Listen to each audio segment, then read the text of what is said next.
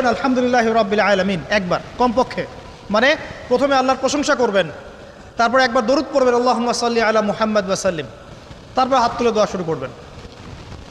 বৃষ্টি পড়ছে, দোয়া শুরু করে দেন, দোয়া কবুল হবে ইনশাআল্লাহ।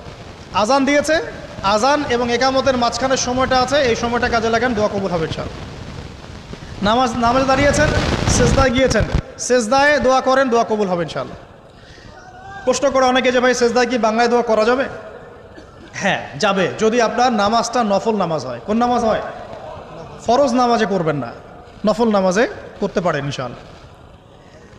সেজদায় বান্দা আল্লাহর সবচেয়ে কাছাকাছি থাকে, এই সময়ে বেশি বেশি দোয়া করতে রাসূল সাল্লাল্লাহু আলাইহি ওয়াসাল্লাম তাগিদ দিয়েছেন। দোয়া করলে ডাইরেক্ট কবুল হবে ইনশাআল্লাহ। পিতা মাতার খেদমত করে দোয়া করেন, দোয়া কবুল হবে ইনশাআল্লাহ। এখন তো পিতা মাতার খেদমত মানুষ করতে চায় না।